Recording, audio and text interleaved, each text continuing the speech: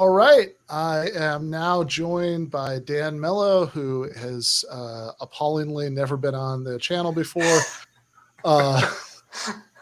Definitely his fault and not mine for Yeah, 100%. I have children, so we'll blame it on them. Yeah, goddamn kids. Okay, so Dan is a immigration. He's written a book for Zero Books called Berderlines. You may have seen him on the Majority Report, This is Revolution, various other places talking about these issues. Dan, is there anything you want to add to that? Nope. Just really thrilled to finally get on and jump in on the good stuff that's happening here. All right, fair enough.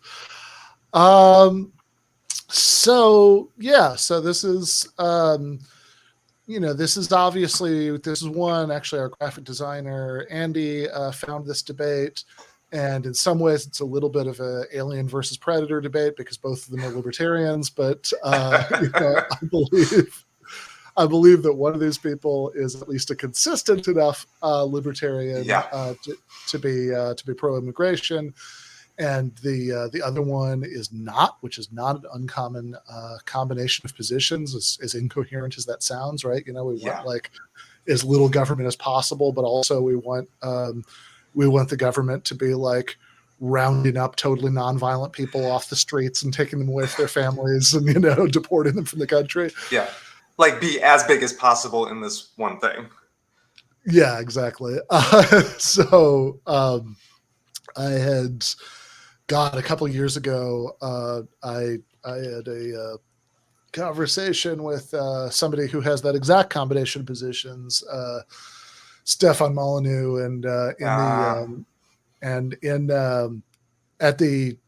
which I kept trying to get him on that topic throughout it, and he kept not really wanting to talk about it.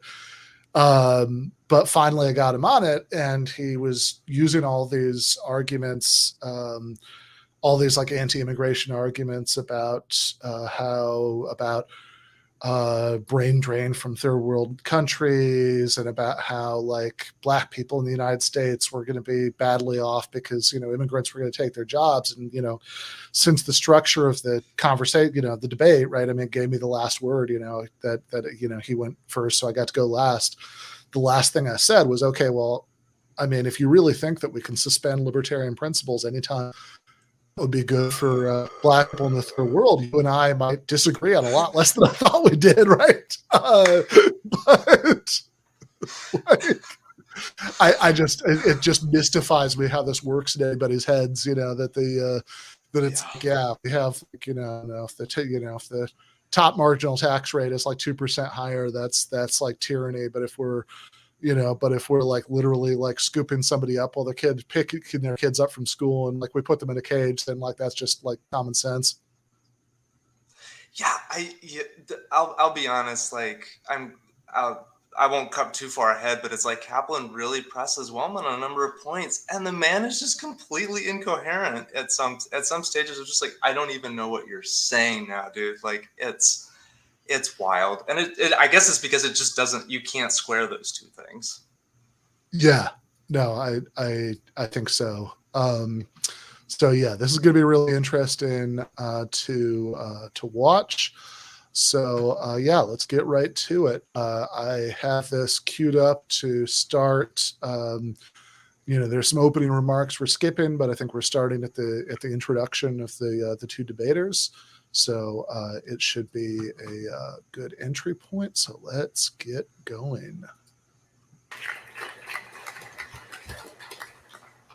Thanks. Hi, everybody. I'm Tim McCarty. I am a member of the Department of Political Science and International Relations here at USD, just upstairs, if you're curious. And I wanted to thank, I'll be the moderator for tonight's event. I wanted to thank Professor Zielinski for inviting me to participate in such an exciting event. I feel very humbled and honored to be a part of this, especially to be in the company of such honored guests as we have, especially given their willingness to be the ringer of formal debate to determine whose ideas are, of course, objectively correct. So I just wanted to say a few words about what it is that we're going to be doing here, because you all saw an advertisement that said this is going to be a debate about immigration. And we have before us a serious question. And it's a serious question that is going to be interrogated in a serious manner. And although our contemporary political discourse pretends to gravity on this question, I'm certain that if you attend carefully to the arguments of our speakers, you'll note how little the terms of this debate resemble those of our familiar pundits and politicians.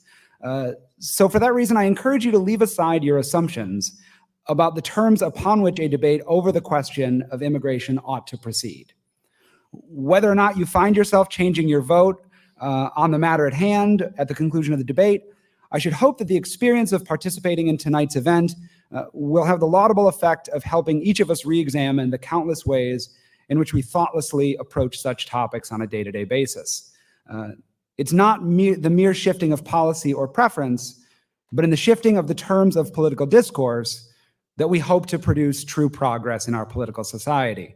And that's what we're trying to do here tonight. And so we're particularly honored on that journey to have with us two guests that are such distinguished scholars. And before I formally introduce them, I wanted to say something a little personal about how honored I am to be here with them tonight.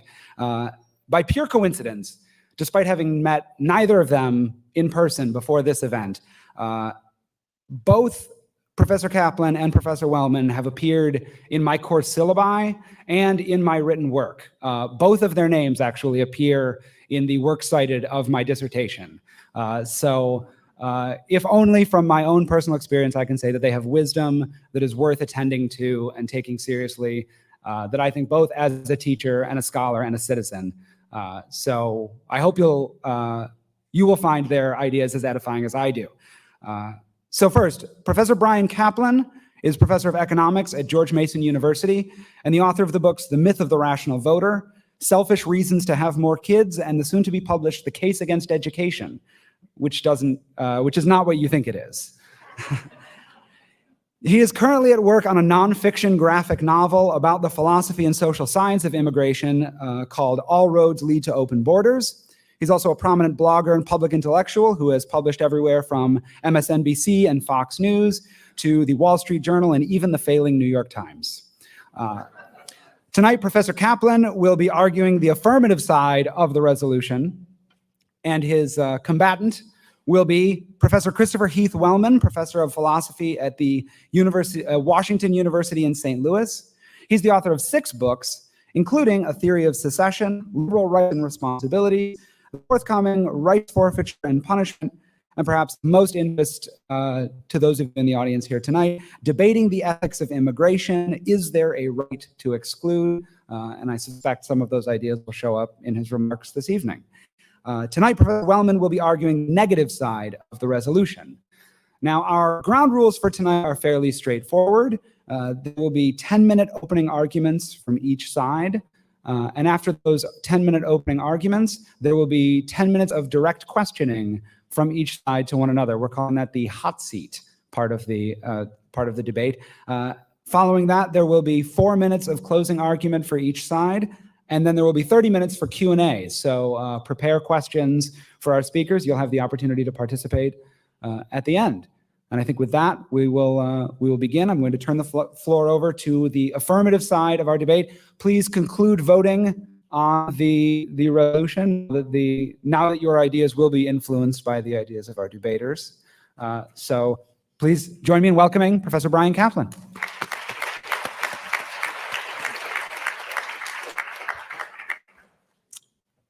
Thank you very much. There are many complaints about governments, but the harshest is this government grossly violates basic human rights. The idea is that all human beings have rights that everyone, including governments, are morally obliged to respect. When you look at the grossest violators, Nazi Germany, Soviet Union, Maoist China, almost no one denies the validity of the idea of human rights. But once you accept the idea of human rights, you have to wonder, do the governments that we know and accept and even love have clean hands, or do they violate human rights too? To answer, we usually apply a simple test.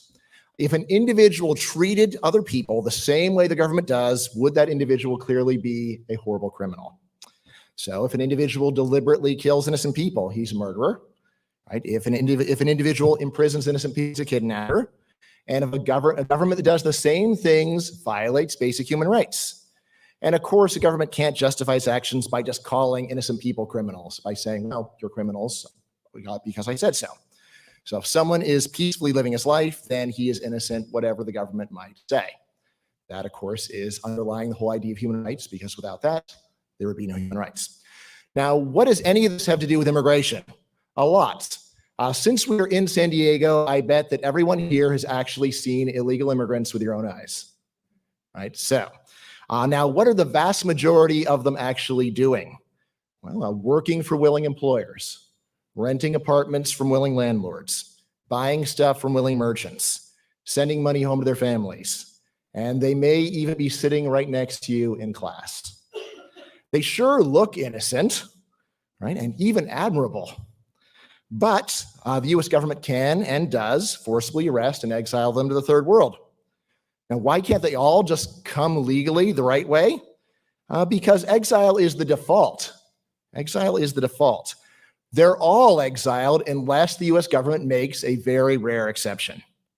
Now, this is far less bad than killing people or imprisoning them, but it still seems like a severe human rights violation. Suppose the government were to exile you to the third world. Right? That would seem like a pretty bad thing to do to you, even though it's not as bad as killing you or imprisoning you. So if the government did that to you, wouldn't that violate your basic human rights? Now, you could very reasonably object that humans are not absolute. There's a strong presumption against killing, imprisoning, and exiling innocent people, but maybe it's okay to do this if the overall consequences of respecting human rights lead to or the overall consequences of respecting human rights would be truly awful. All right. Now, the main problem with this objection is that when social scientists actually go and try to measure the overall consequence of immigration, they don't look clearly awful at all. In fact, the overall consequence of immigration look totally awesome. Most notably, right, this is a huge issue. We could have a whole additional debate on it, but let me just tell you the one big one, right? When economists estimate the effects of allowing all the talent in the world to freely move to wherever it wants to go, the usual estimate is this would roughly double global prosperity, roughly doubling global prosperity. That's an extra $75 trillion of production per year. That's a lot. Now, how is it possible that just letting people move around the world would increase production so much? Because even the world's lowest skilled workers produce vastly more in the first world than they do back at home. Now, even if all the other fears about immigration were bulletproof, they're not, but we don't have time to go into that. They're still dwarfed by this gargantuan economic gain of $75 trillion of extra production per year. So, as I say in my graphic novel with pictures to prove it, this is not trickle-down economics. This is Niagara Falls economics. So to effectively defend immigration restrictions, then saying that human rights are not absolute is not sufficient. You need to flatly deny that immigration is a human right. In other words, you need to say that while illegal immigrants that you meet on the street or that you see in class next to you look like perfectly innocent people, they're not. They're actually guilty as hell. Now, the most popular argument here analogizes illegal immigrants to trespassers. No one has any right to be here without government permission. It's our country, so we set the rules. The obvious problem with this position is that it justifies a vast range of blatant human rights abuses that almost anyone would say are indeed human rights violations. So if it's our country and we set the rules, why can't government exile citizens too? Right? Why can't we imprison people for saying the wrong thing, practicing the wrong religion, or having kids without government permission? I had forgotten that it was just a Catholic school when I wrote that, but so probably especially horrifying. Yes. All right. Now, of course, you could say, well, that's never going to happen, so who cares? But this is a philosophy debate. So that is a cop-out. The point is not it's going to happen. I'm not claiming these laws are likely to happen anytime soon, or these changes. I'm just raising these to say, look, if the U.S. government, in fact, chose to do this, would it be violating your human rights or not? If it did, would it be a human rights violation? In the unlikely scenario that it did, would it be? Now, Professor Wellman, and I want to be very fair, I read his book beforehand so that I could do my best here. He has a much more sophisticated version of the story. Of course, I think I expect that he'll tell you himself, but let me pre-butt what I think he's going to say. So Wellman defends immigration restrictions for legitimate states only. So he tries to get Soviet Union out of the way, right? On the grounds that immigration restrictions are vital for freedom of association. Now, unfortunately, we have two conflicting freedoms of association here. Because I want to be free to associate with foreigners, and lots of foreigners want to be free to associate with me. Now, immigration restrictions deny us this freedom of association in the name of all the Americans who don't want my associates breathing American air. Now, who should prevail given there's a conflict? Well, this is where I really liked Wellman's work, so I'm going to quote some of it. So in his work, Wellman concedes what I think is a crucial premise. He freely admits that this popular notion that a lot of people have, that we all consent to the government, is a fiction. His word, fiction, also called a myth or even a lie. All right. Right? And furthermore, he says that, quote, the coercion states invariably employ is non-consensual and as such is extremely difficult to justify. Wellman's words, not mine, end quote. So we don't really face a choice between two freedoms of association. We have a choice between freedom for real associations that we actually join and freedom for fictional associations that we're forced to join. So unless the overall consequences are clearly awful, I say the fictional association should lose in favor of the actual ones. And I will even have a slogan that I'll probably repeat more than once tonight. This is the first time freedom of association is only for free associations. Freedom of association is only for free associations. Now, my critics often tease me, or actually the technical word is troll because it happens on Twitter mostly, but they often tease me, should everyone on earth be free to immigrate into Bryan's house? Should everyone on earth be free to immigrate into Bryan's house? Now, their point is that treating immigration as a basic human right is utopian nonsense. My reply is there's really three competing positions on the right to immigrate. The first position, foreigners have a right to live in my house even if I don't consent, which is a view held by almost no one. Second position, foreigners have a right to live in my house if I do consent, which is my view. If we can. Third view, foreigners have no right to live in my house even if I do consent, which is the standard view I'm criticizing. Far from being utopian, affirming. What's that? I was just going to say that it's like, I wanted to pause here a moment before this particular moment slips away, because I remember this now from watching the original time. This comes up all the time in these immigration sort of exchanges and debates, right? This analogy of like, it's like a house, right? And like, you know, therefore, if someone moves into your house, would you permit this, right? And it's like, number one, it's like, it's just a terrible analogy. The state is nothing like a house, right? And the fictions of borders and all that other stuff that's attendant to all the political economy pieces of you know, the capitalist nation state are not like a house. And so in the same way, right, that it's like, and he'll go on to try to defend sort of that analogy, and Wellman will kind of go back and forth on this, but it accepts as sort of this fundamental premise that like you are rightfully, even taking this analogy at just base value, assuming that you are present in the house, the whole analogy is premised on this idea that you are rightfully in possession of this space and have the right to exclude other people from it. And I just want to flag that now early, because this is one of the big problems I have with both sides of this whole thing, is that they accept at base value, right, that the nature of nation states and therefore the nature of the house, right, is such that we, whoever the we is that's in there, get to decide what happens to the people coming in and out of that space. Right.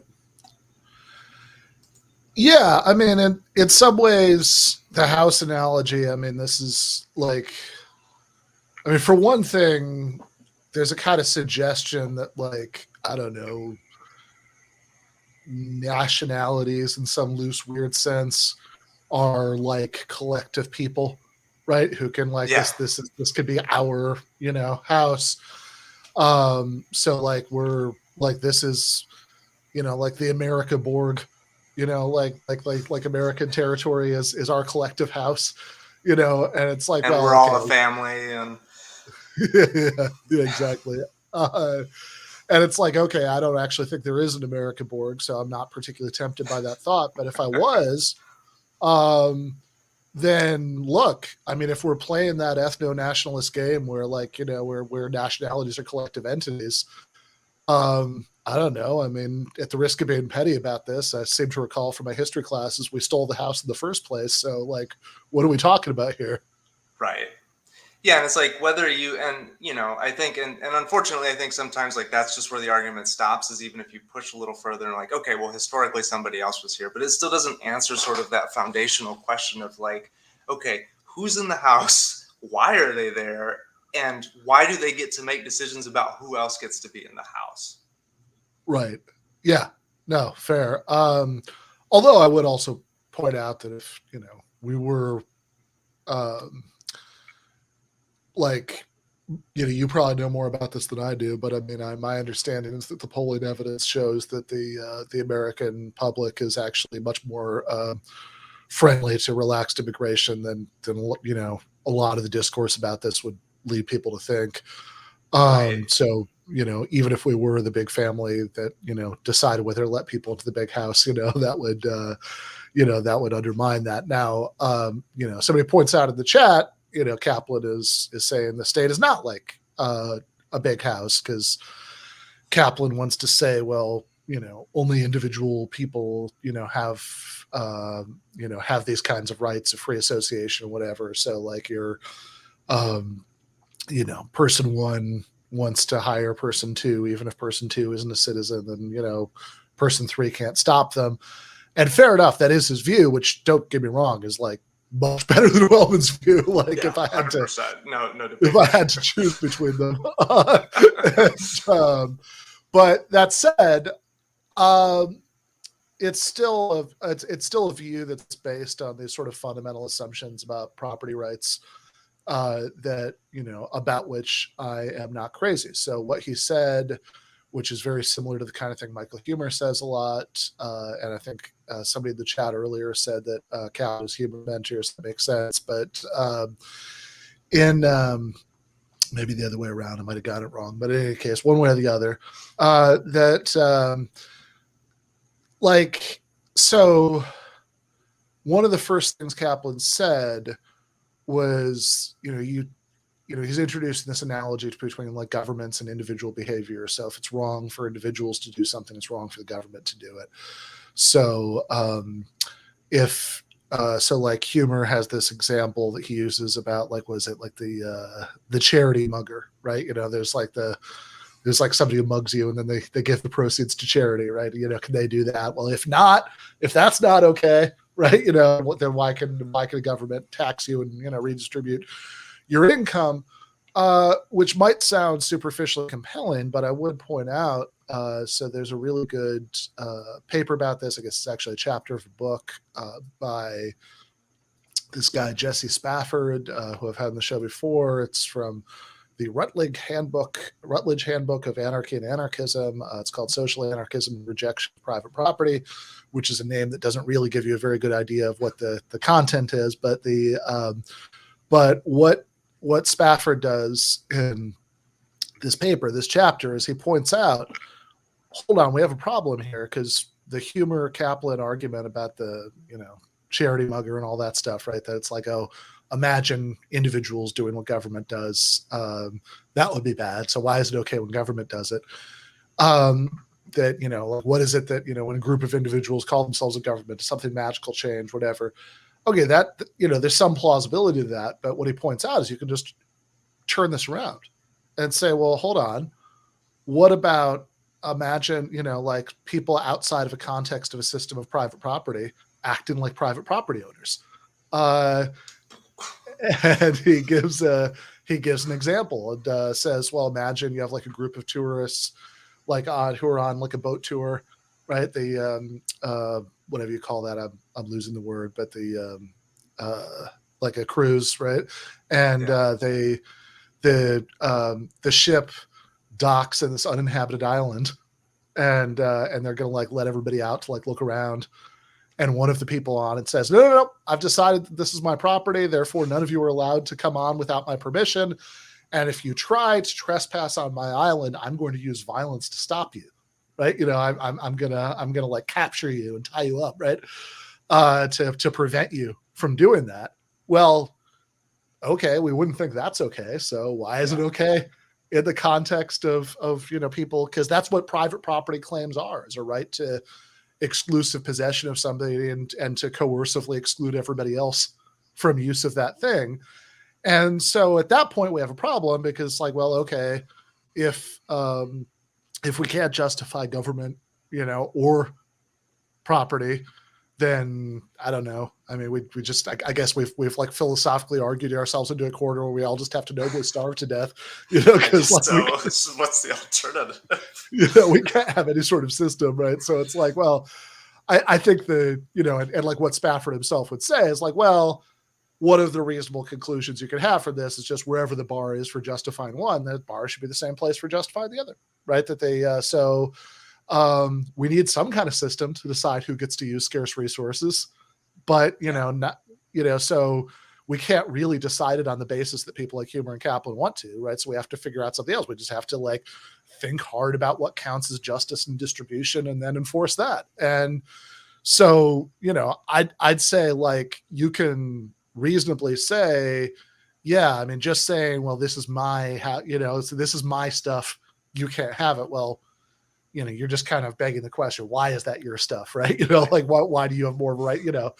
I think that's, but so you could say, sure, it's okay to have government, it's okay to have it's okay to have like to have systems for how to distribute scarce resources that you have to enforce, because there is no neutral option. You have to enforce something, but the question is, well, what's a just system of distribution? And then bringing us back to the topic at hand, certainly whatever exactly you think reasonable immigration policies should be, I'm sure we'll get into that as we go on, but like certainly just saying, well, if you if you're born in a poor country, you just deserve to be screwed, right? I mean, like doesn't seem like a very plausible principle about just distribution. Right. And I mean, it's even worse than that, right? It's like if you go down to the border with Mexico, right? The two houses, in quote, are right next to each other. Right. And you just so happen to be born on this little, tiny corner of the property. And if you take 5 steps that way and are born on that side of the property, therefore, you get this and they get that.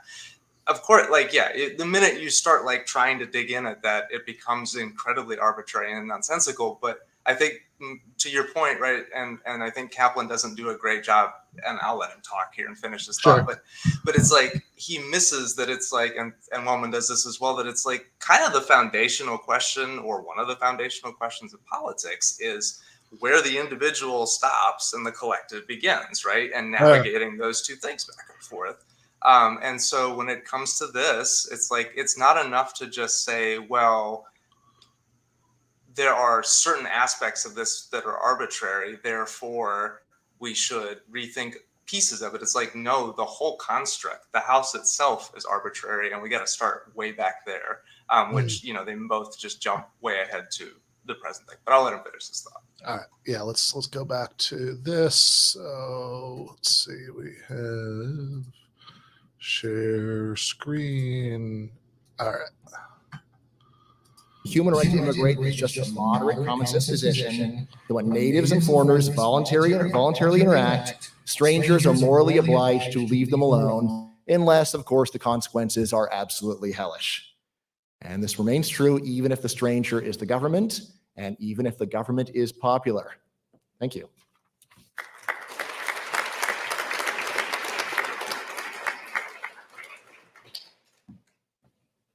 And now, arguing the negative side of the debate, we have Professor Christopher Heath Wellman.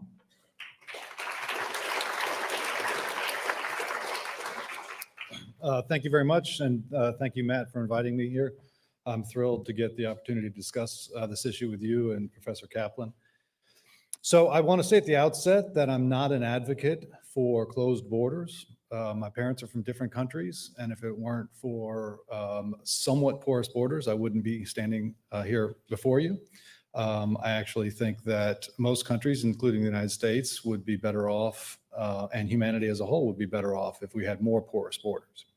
But I am an unapologetic defender of a legitimate state's right to set and enforce its own immigration policies. And that's why I was invited. So let me explain how I came to that conclusion. It's three basic premises. The first is that legitimate states are entitled to political self-determination.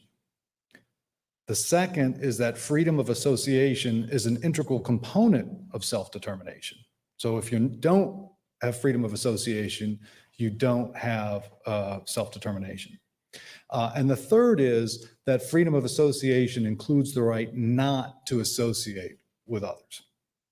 So I'll get to the first in a bit, but let me just explain the second and third of these in terms of a sort of a domestic everyday example. Think about my right to get married. I wouldn't have a full freedom of association in the marital realm just if I was allowed to get married. It has to be true that I can pick or reject potential suitors, right? My father is, some of you know my father, he's much more wise than I. He might be able to do a better job picking a life partner than I could. It might be that my life would go better if he could choose my spouse. But I wouldn't be self-determining. I wouldn't be the author of my own life in a very fundamental sense unless I was able to reject his choice, anyone else's choice, any potential suitor, right? So it seemed natural and commonsensical to say that in order to be self-determining, in order to be the author of our own lives, we have to be able to form associations, but also reject potential associations, right? And if you don't have that opportunity to reject prospective associates, you're not self-determining. What does that do with states? I think the same thing applies to legitimate states. So take Norway, for instance, right? Norway, it seems to me, if anything, any state is a good candidate for a legitimate state, it's Norway. I think Sweden seceded from Norway in 1905. Maybe they bitterly regret it now. And they say, we'd like to get back together, right? Norway says, no, thank you, right? They say, no, really, we want to get back together. And could Sweden forcibly annex Norway to reunite? It seems not. It seems that the Norwegians as a whole have the right to either accept or reject that merger. Or think about the European Union. The European Union might go, as it has, to Norway and say, look, we'd be stronger with you and we think you'd be stronger with us. Won't you join as a full member of the European Union? It seems to me that Norway's call whether or not they want to be part of the Union. And the European Union doesn't have a right to forcibly annex Norway, right? So Norway has on at least 2 occasions held a plebiscite and the people of Norway decided they don't want to be members of the European Union, okay? And that seems to me very commonsensical. It seems to me Norway has the right. And if either Sweden or the European Union tried to forcibly annex Norway, they would be wrongly forcing an association on them and wrongly disrespecting the self-determination to which they're entitled as the legitimate state. But if that's true, now imagine there are prospective immigrants that want to come into Norway, right? Maybe there are Swedes that want to come into Norway. Maybe there are Europeans that want to come to Norway, right? It's Norway's call whether they want to include them as members in their political community. Right? Just as it changes the constitution of a country if it merges with Sweden or becomes a part of the European Union, the self that is self-determining changes, right, when new members are brought in. So a very important component of Norway's right to self-determination is the right to exclude prospective members if it doesn't want to include them. Again, I'm not advocating this. I'm not saying what type of position Norway should take with respect to reuniting with Sweden or joining the European Union or letting in any prospective immigrant, right? I'm saying as a legitimate state, it's their call. All right. So my view is that for legitimate states, there is a right to set and enforce its immigration policies. But it's very important that it's merely a presumptive right. It's not the only thing that matters.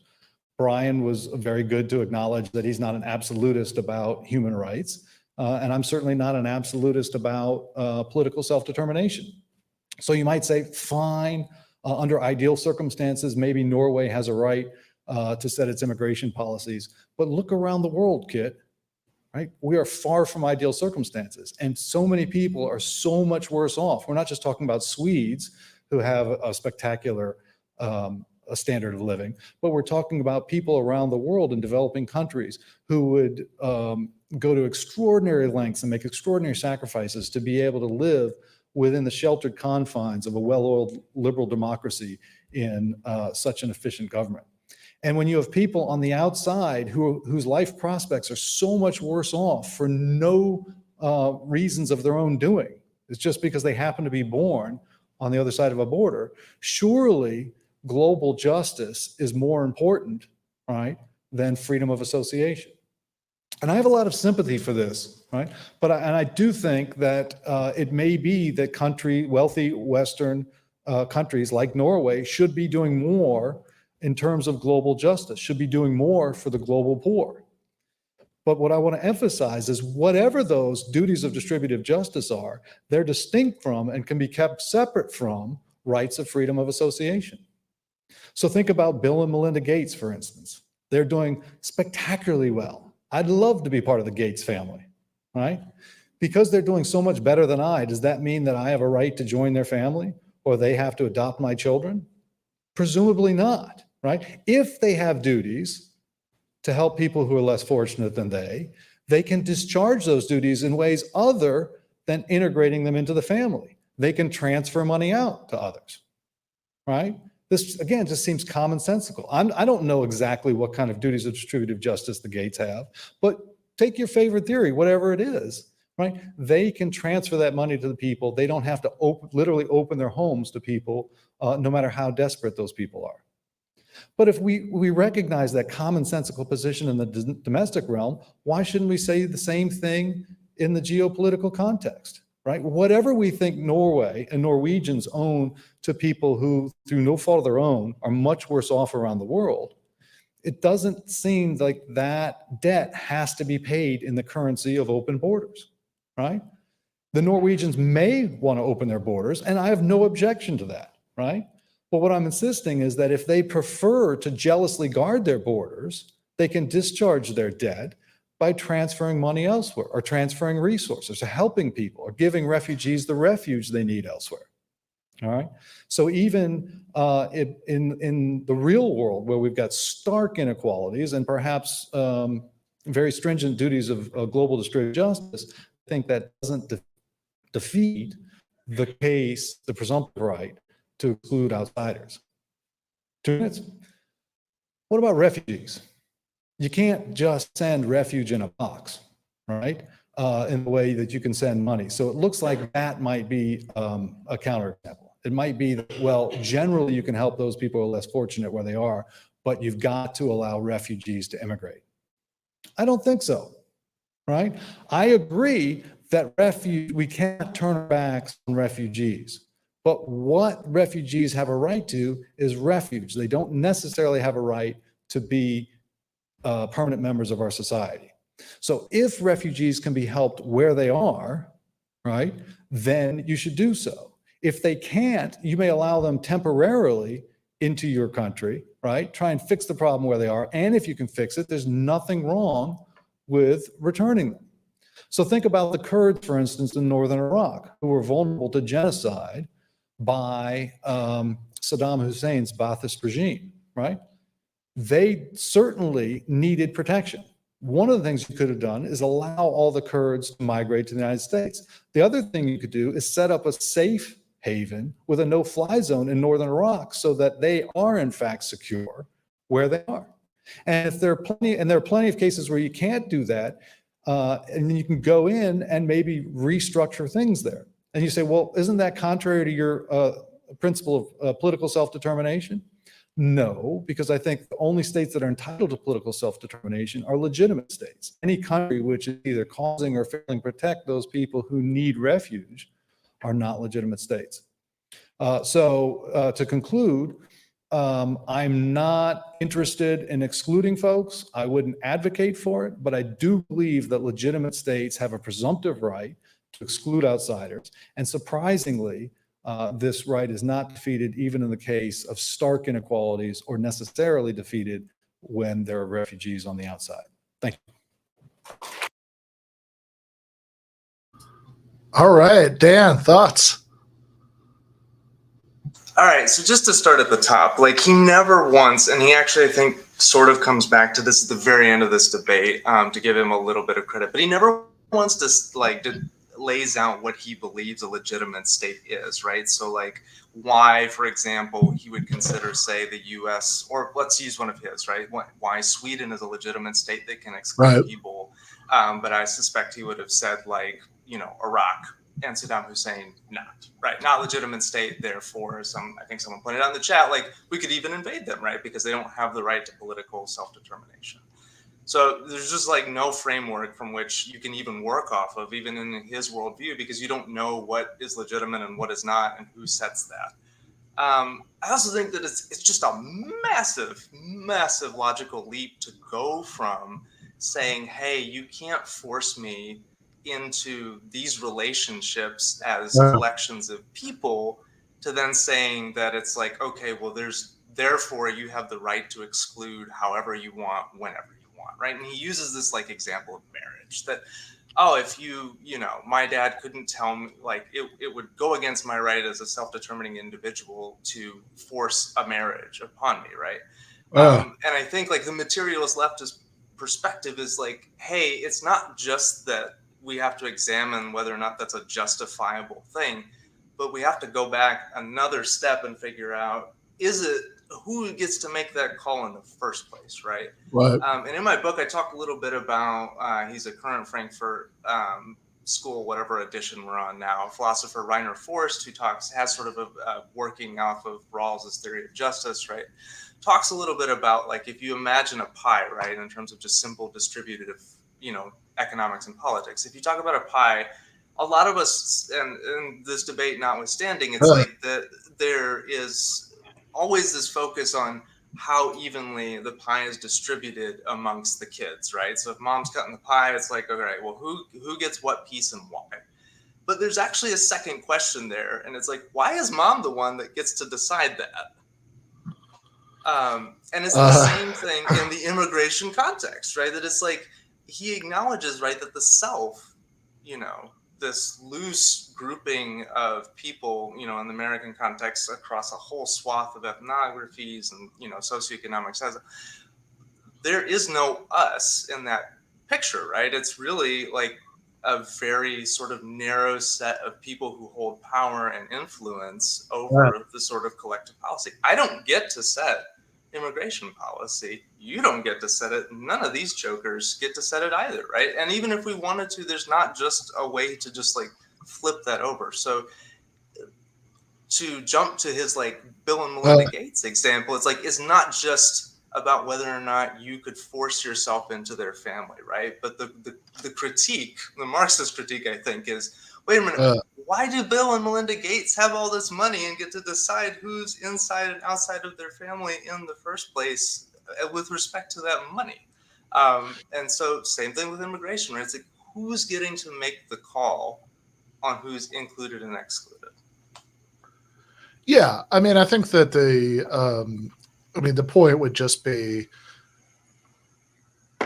sure, you can't force Bill and Melinda Gates to like adopt a child and, you know, like take them into their home and take, you know, and like all of that stuff, right? But the real question is, would that be analogous to taking away some of their money in order to take care of those children? And, you know, it's like, you know, Robert Nozick wrote one of the sort of classics of modern libertarianism, My Anarchy, State, and Utopia. One of the original reviews for it in like the 70s or whatever that came out, you know, had this great line in it. I quoted my last book about how I have trouble believing that I have nerve endings in every dollar of my bank account, right? You know, that like these things are just not analogous to each other, right? That's like, that has violated somebody's like bodily autonomy, right? Doing something with their body against their will, or, you know, or sort of dictating their most intimate relationships, like marriage and, you know, child rearing, are just not like saying that they can't, that like a certain percentage of their income is going to be distributed, or their structural power within some company is going to be taken away, or something like that. I mean, these are just very different things. That like one of them, that some of these things impinge on personal autonomy in ways that others just don't, right? And I think this is, I suspect that when it goes back to Caplan, I mean, like, he probably is going to make pretty easy work of this part, because the analogies that are supposed to motivate this are like marriage. It's like, okay, fair enough. But, I mean, obviously, we have the sort of socialist response to that like forcing somebody to marry or divorce somebody is not like, forcing them to give up some of the money in their bank account, or even to lose, control over business. Right. But presumably Caplan's libertarian response is just going to be, well, marriage is about the rights of actual specific individuals. Like, this is what you're talking about, or some sort of like weird anthropomorphic extension of that to these like giant collective entities. So what, why should we believe in that? Right. I mean, like, and if anything, in fact, you can really sharpen the point and say, well, one of the things that restrictive immigration policies sometimes do, or they actually make it impossible for people to form or dissolve relationships with with people they love or otherwise, right? I don't know how this may say this doesn't go under the presumptive right of whatever legitimate states are to exclude people, but like I don't know, Israel's immigration policies explicitly like don't allow people, like citizens of Israel who may themselves be ethnically Palestinian to marry Palestinians in the West Bank and and then live as a couple in Israel, right? I mean, if Israel were a legitimate state, would that be okay, right? I mean, I assume not, right? Or conversely, people stay in relationships they hate because their immigration status is on the line if they don't.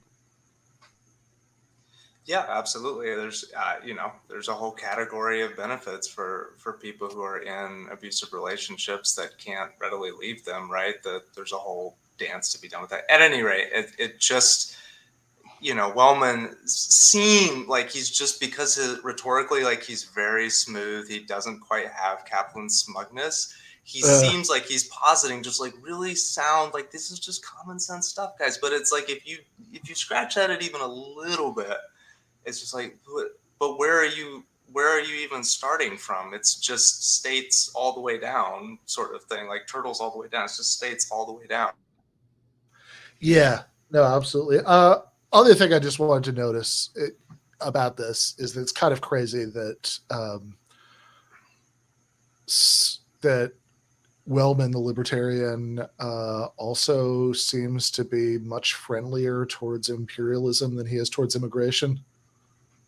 Yeah, that it's like, it's perfectly acceptable, again, if there's a legitimate display of force, right? That,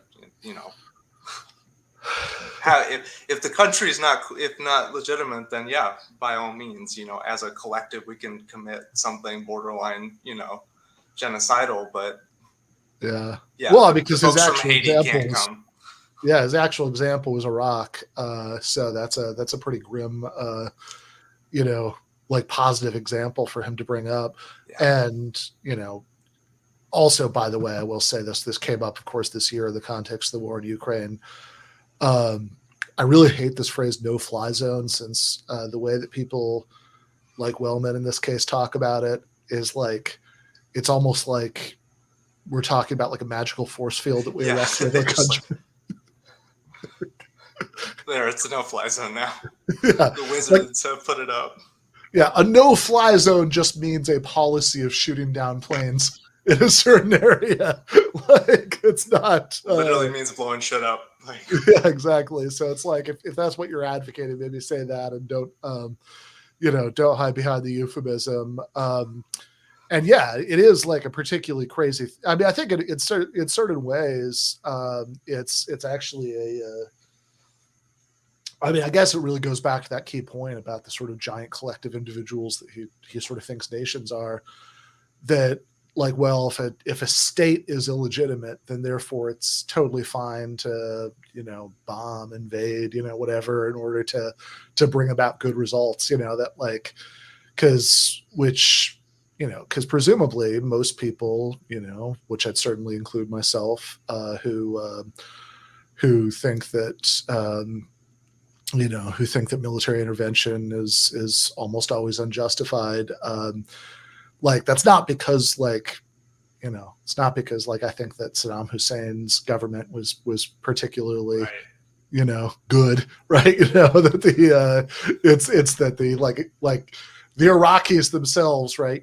Have as like individual human beings, like have an independent claim on us, regardless of what's true about the state. Yeah. And that, namely, it's like that any kind of intervention usually just raises the body count and leaves things worse off, even worse off exactly than they were before. All right, let's go. Let's see how Caplan responds.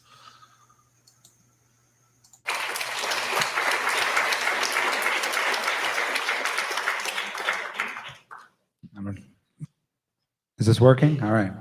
We're going to move on to the second part of our event. We're going to move on to the direct question and answer. And I believe we're going to start with Professor Caplan, directly questioning Professor Wellman. Am I correct about the order of operations here? All right. You have 10 minutes to put your opponent on the hot seat. All right. So I read your whole book before I came here, and your talk seems to exactly parallel what you said in the book. So I can just go through the questions I was asking in the book. So first one, as I said in my talk, it seems like there's actually a conflict between multiple freedoms association. There's my freedom to associate with foreigners if I want to, and there is the freedom of Americans to not associate with people if they want to. So why is it that you think that the freedom of the association you call a fiction wins? Good. So first I want to clarify that I don't think a political association is fictional. What I think is a fiction is that everyone's consented to the government. Mm-hmm. But the association of compatriots, fellow citizens, is a very real association. It's an extremely important association. Now, that doesn't mean it's the only association. And you're absolutely right. There's going to be a tension between whether we defer to the group and say, no, the group as a whole gets to decide who's in and who's out, versus the individual deciding with whom she associates. And if we defer to the group, as I recommend and you do not, right, then we're restricting individual self-determination. Right. So why do you always take the side of the government then? Always, as far as I can tell.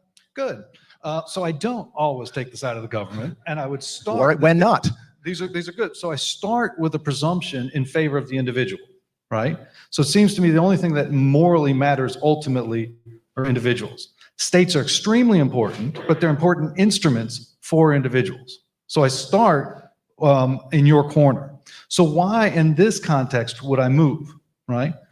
Well, think about some examples. Think about whether Norway should reunite with Sweden.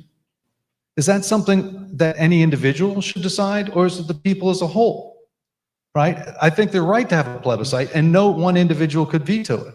Or think about the reunification of Germany, right? Presumably there's some East Germans who wanted to do it, some East Germans who didn't, some West Germans who wanted to do it, some West Germans who didn't. It seems like when we're talking about groups of this type, that it's appropriate for the group to preside over this decision. But I asked you why you always take the side of the government, and then you give me the really easy cases, like Sweden and Norway. How about I want to go and hire some desperately poor Haitians, they want to work for me, and there's some people who have no good arguments other than we don't want them around, and why should that win rather than me? All right. So and the Haitians, of course. Okay. So you're absolutely right that there's a cost in terms of your individual right to unilaterally invite. But a cost that never seems to change anything for you. Well, let me explain this. So imagine, for instance, that I go home, I came in yesterday, I go home tomorrow, and I asked my wife, Donna, what'd you do while I was gone? And she says, well, I did the yoga class I've been talking about. That was tons of fun. And I went to dinner with Carol. That was nice, right? Oh, and I adopted a Haitian, right? Do you think the natural response is say, oh, well, great, do yoga if you want. You want to go to dinner with Carol, you want to go to dinner. And freedom of association, if you want to associate with this Haitian child, then you may unilaterally adopt her into our family. But you're doing the same thing I said, where you're taking the most extreme case and I didn't want to stop again this quickly, but I just have to pause to note that the analogy here is that is that we all have a relationship with everybody else in the United States that's being analogized to being married to them.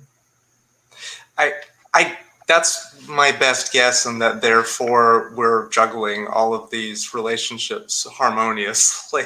But at any rate, if we decide that we're going to adopt a Haitian child, that by definition forecloses those. Even in his example, it still just doesn't make any sense. But it's because it's like, of course she can adopt the Haitian child. Like even in the most boring liberal version of rights, right? Like, she would still be free to adopt this child independent of his consent, and even tentatively bring him into this. So it's like even in his example, it doesn't work well, notwithstanding the absurdity of the analogy broadly. Yeah, I mean, I guess that in that case, I mean, I don't know legally how unilateral adoption, within a marriage would work. It doesn't come up much as far as I know, right? But certainly, if she wants to adopt the kid and he doesn't, then she might not remain married to him afterwards, but she can still go ahead of she can still go ahead. She can still associate with this child. Yeah, exactly. So it's like I don't know, and that's the point where the analogy breaks down for me, because I don't actually regard myself as having any relationship to all of the other Americans, the other 280 million people who live here, that's particularly analogous with my relationship to my wife. I think those are pretty different things. And I think that in some sense, yeah, I mean, if I wanted to unilaterally adopt a Haitian and Jed said no, right, I mean, at the very least, right, she would deserve a conversation about that, but who wouldn't deserve a conversation about that is all the other people out on the street, like our neighbors, the next apartment over. They don't get a say in that. That's because my adopting a child wouldn't actually affect any of them in anything like the way that it would affect my wife. And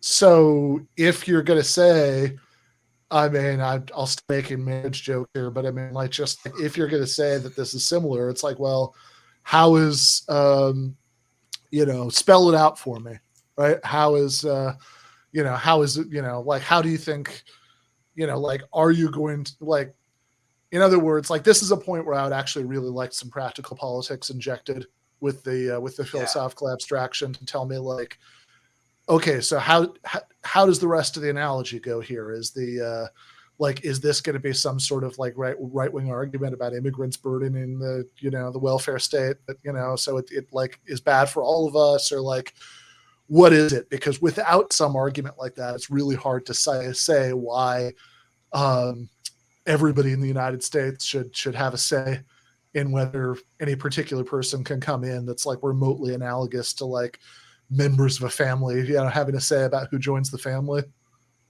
Yeah, and Wellman will do this the rest of the. I'll just break him a little bit. It's just he'll do this the rest of the time, where Caplan will press him on the particularities of why does this example work, and he'll just back away from it and say, well, I'm not here. I'm agnostic as to the particularity. I'm whatever your theory of distribution, redistribution, and justice and all that is. I'm just saying that where there is legitimacy in terms of autonomy and decision making, the right to exclude other people is paramount, which becomes circular, and just kind of falls apart. I also wonder about the Norway and Sweden example because I don't sure.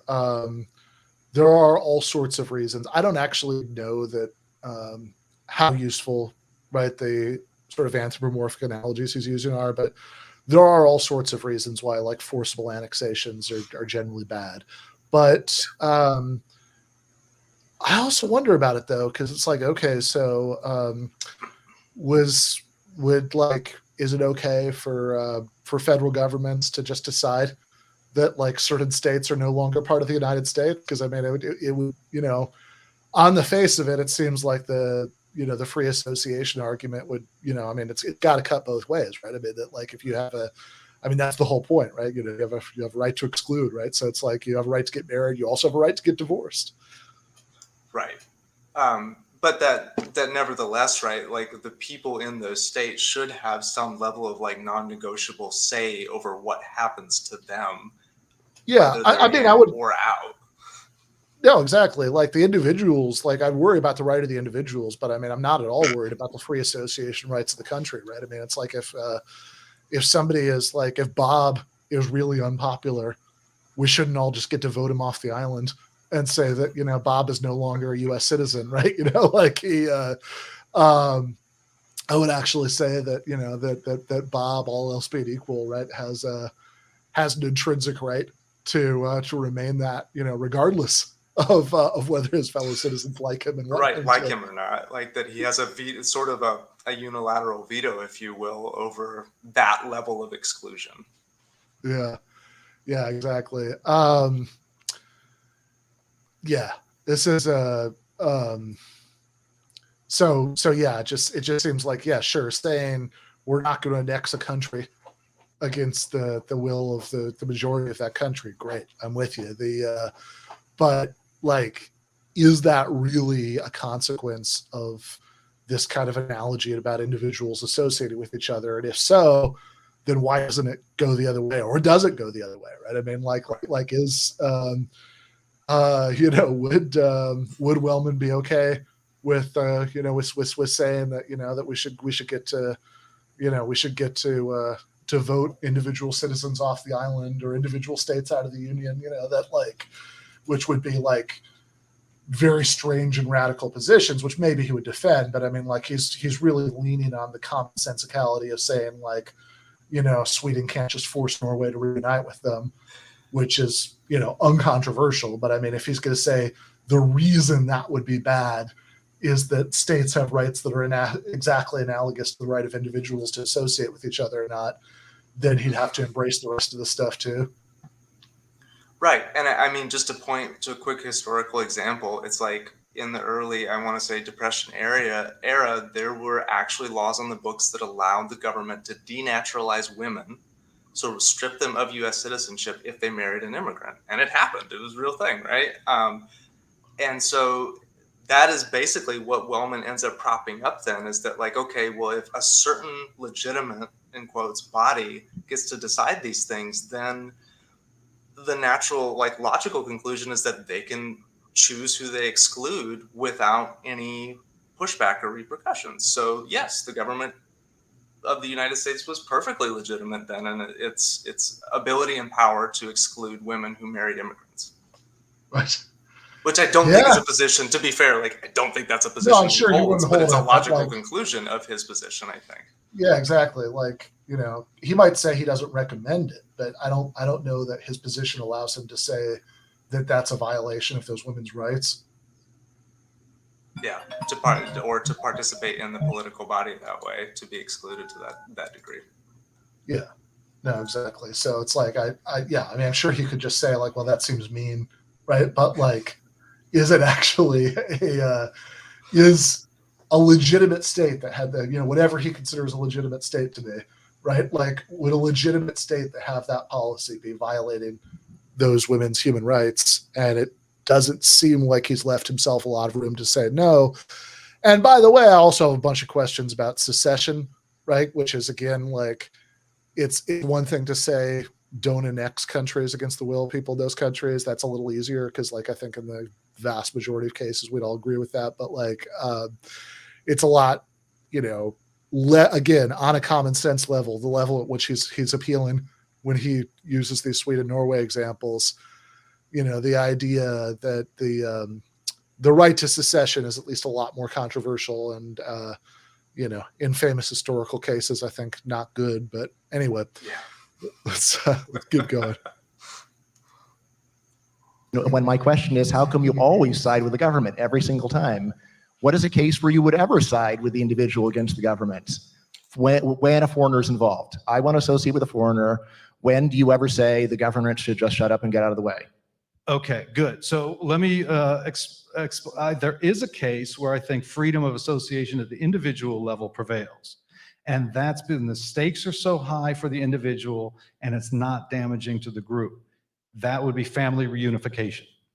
So when it comes to, so I don't have a blanket preference for the group prevailing, and I don't have an absolutist position with respect to individuals. But it seems to me, for instance, if you've got a parent and a child that are separated by political borders, or you've got life partners who are separated, in that case, I think that the moral presumption should go to the individual. So that's a case where I would say that the collective as a whole does not have a right to tell me that I can't bring my child into the country or that I can't bring my spouse into the country. Why isn't my Haitian example just as good? If it's true that, first of all, it sucks to be in Haiti, very true. And if there's actually no clear harm of me hiring a Haitian, right? He's just a perfectly peaceful guy, wants to go and wants to do my gardening, whatever. Seems like that fits both your criteria, but you still say no to him. Right.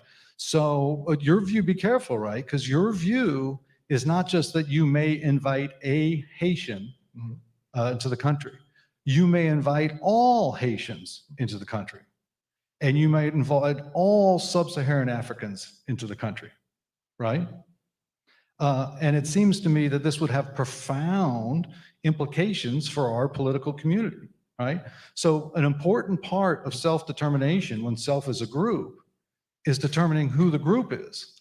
And so if we gave discretion to the individual, right, and said, oh, any individual can invite in everybody that she wants, then this would have profound implications for the group as a whole. And so that's why it seems to me the group as a whole should preside over the decision. But of course, that applies to many other cases of human rights, like the right to change religion, right? So what would happen if everyone in our society became Satanists? And yet I think you would not be so cool with saying, well, I guess there isn't really a right of freedom of religion, right? So like individual choices add up and can have big effects. Although at least I would think you would say, well, at least let's see how big and bad these effects are first before we even start thinking about limiting people. Right. So, so you're absolutely right and about a couple things. First of all, I'm glad that you acknowledge I don't always side with the state because in the case of freedom of religion, I would certainly. Yes, that's why I specified foreigners. Foreigners is where you'd seem to be drawing the exceptions. Well, I think that group membership should be decided by the group as a whole, right? But the other thing is you're presuming, right, that that the right to immigrate is a human right. So I certainly think that the demos, the group as a whole, doesn't get to democratically decide all things. We're democratically constrained by the human rights of others. But what I deny, and of course it's the question for the debate, is that immigration is a human right. I deny that, and so I'm comfortable with the state disallowing outsiders to unilaterally come in. Now, in your book, you defend a view that I call, or at least in my mind, pay or play, which is either Norway has to go and send a lot of money to desperately poor people or let them in. Is that right? Yeah, so what I would say is that if you think there are duties of distributive justice, and I don't want to deny that, whatever your favorite theory is, that those can be discharged in a disjunctive fashion. You can open your borders if you want, just as the Gates could adopt me if they wanted, but you don't have to. But if you want to, if you have duties of distributive justice and you're not going to pay in the currency of open borders, then you have to pay in some other fashion. So given that almost no country on earth, rich country on earth, actually gives much money to the third world, is your view then that under current conditions, there is a right to it, there is a right for them to come in because because it's not being satisfied financially? It's certainly true that my position is not a justification for the status quo, right? I'm not defending U.S. policy. I'm not defending. But like, is your view that given that the U.S. gives very little in foreign aid, that because of that, we then do have to respect the right of people to come? Yeah. So the view is, so I don't take any position on the duties of distributive justice, but the view is whatever the duties of distributive justice are, if they're greater than what the U.S. is currently doing, then the U.S. should do more. But that more can come either in terms of opening borders or in terms of transfers. All right, Professor Caplan, your 10 minutes of hot seat questioning is up. I still need this, don't I? We'll return to Professor Wellman. Professor Wellman, the floor is yours for 10 minutes. Okay, so the first thing that I want to emphasize is that in a context like this, it's very tempting to sort of mock or ridicule or vilify your opponent. But I actually have a great deal of sympathy for the spirit of his talk, right? I think he's absolutely right that we need to be mindful of the human rights of everybody, not just our fellow citizens, and that we need to be vigilant to the idea that maybe even our own state is being disrespectful of human rights, okay? So I think I actually agree with Professor Caplan more than I disagree. But I do disagree, and I disagree with you specifically on whether immigration is a human right. So we have all of these documents, right, human rights documents, and they do in fact say that there's a human right of freedom of movement. But they're very clear that this freedom of movement doesn't include the right to immigrate to whatever country you want. So for instance, the Universal Declaration of Human Rights has Article 13, which says that everyone has a human right to move around freely within their country. And they have a right to leave any country they're in, including their own. And if they leave their own country, they have a right to return to it, right? But that it's very clear that this document nor the others say that there's a human right to immigrate. Now, these documents could all be wrong, right?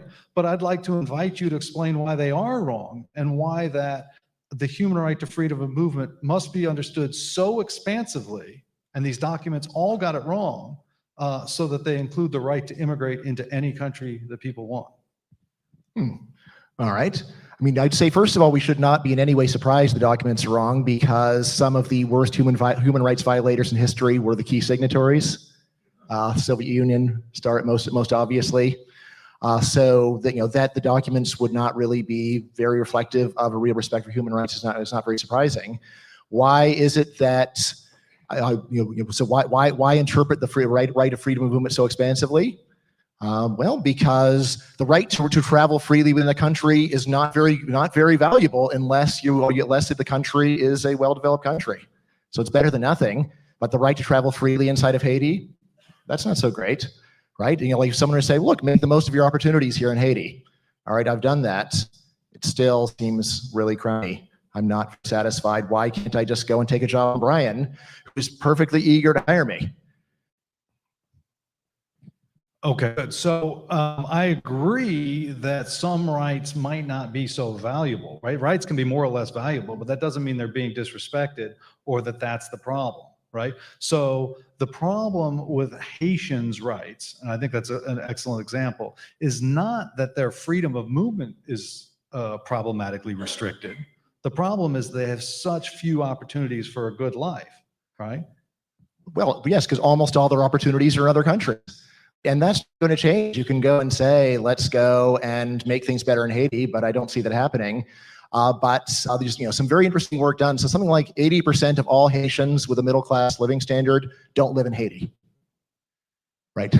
Yes. So in other words, about out of all the people who were born in Haiti, about 80% of those who have made it into the middle class have done it by leaving, right? And again, that comes down to, so why is this a human right? I mean, you may say it's not a very valuable human right to be in Haiti, but still, like, why should it be any more than that? Again, it's the question of why can't other people just leave them alone, Right? Why is it that if there's a willing employer who wants to hire them, they can't say yes to that, and other people say it's none of our business? So I'm in danger of repeating myself here because I've tried to explain why it's not just leaving people alone if it has implications for all of us when someone is included in the group. So let me just switch to one other thing. I don't know how much time we have left here, which is it seems to me that I'll defer to you on the economics of the issue. Right? It seems very plausible when you set up artificial barriers, right, that things are going to be inefficient. But it also seems to me that legitimate states have a right to organize themselves in ways that are not maximally efficient, right? So you might look over my investment portfolio and say, oh, Kit, right? I'm telling you, you should change this, this, and this, right? Your retirement should be structured this way. Maybe you're right. Just as maybe my father was right about who I should marry and who I shouldn't marry. But it's my call who I marry, right? And it's my call how I structure my investment portfolio, even if I do so in an inefficient way or a way that seems risk averse or things like that. So if you take seriously political self-determination, which I think we should, and I think the examples of Norway motivate that, right? The implication then is going to be that the Norwegians, for instance, can organize themselves, whether in terms of trade barriers or in terms of their investment of the North Sea oil in ways that aren't maximally efficient. So again, it seems like you're appealing to can't states go and do things that aren't quite perfectly awesome, right? When the actual evidence is they're doing something that's far worse than not perfectly awesome. They're actually grossly impoverishing a great many people that Americans would be perfectly happy to hire. So, so it's not a question of like, can't we be slightly imperfect? Can't we just make our own mistakes? It's a question of, can we go and, along with other rich countries, depress the wealth of the world by 50%, right? Which, of course, is not just a matter of having fewer iPhones. It's a matter of life and death for plenty of people. So, again, it just seems like even if you were at the idea that countries can do what they want within some limits, we're so far outside those limits that I don't see that your argument is really relevant. Okay, so it seems like you're shifting then from immigration. So if the problem is that the United States is doing things which is actively hurting outsiders so that they can't live minimally decent lives, those things shouldn't be done, right? But that's separate from freedom of movement. That's separate from immigration, right? So if the United States is doing something so that Haitians can't organize themselves in a liberal democracy, or if the United States are doing something so that the Haitians can't have a functioning economy, then that's problematic, right? But that's different from saying that they have to open their borders and they have to open their political community to everybody who is dramatically worse off and would be better off. Seems there are two kind of things the U.S. could be doing to Haiti. We could be actually messing up government, do something, the kind of thing you're talking about, but they could also just be hurting individual Haitians. And when we're talking about hurting individual Haitians, then of course it's directly relevant to freedom of migration, because as I said, the only realistic path that Haitians have to a better life is moving to another country. I wish that were not so, but that is the actual way that almost all Haitians who escape poverty do manage to escape poverty. Now, like you say, well, this is just about poverty, it's not about human rights. But again, as I said, I'm not an absolutist, right? I am open to the idea that the consequences of immigration would be so terrible that the right should actually just be, like you said, fine, we're not going to respect the right. But this is the opposite case. This is where not respecting the rights and the consequences are terrible. Put those two together, and yes, we should respect rights. Okay, I'll just close with this if I got 30 seconds. So a couple times now you've said this is the only realistic option, because countries like the United States aren't going to do the other things that are necessary for Haitians to flourish in Haiti, or even for them to live minimally decent lives, right? But if I think two things. First of all, what solutions, and I think you'd agree with this, shouldn't be bound by what people will in fact do. But second of all, even if you wanted to pivot to that, right, I think that countries like the United States, it's less realistic to think that they're going to open their borders than it is to think they're going to help people elsewhere. I don't recommend this, but countries like the United States tend to very jealously protect their political membership. So it seems to me the more realistic prescription is to try and ask them to stop hurting people elsewhere. And if you can explain the duty to do so, start helping people as well. Thank you. That's fine. All right, now it's time for closing statements. Oh, that's, I think Q&A is after closing statements? Oh, sorry. Yes. Closing statements and Q&A. All right. So Professor Wellman, if you want to take 4 minutes and have your closing statement.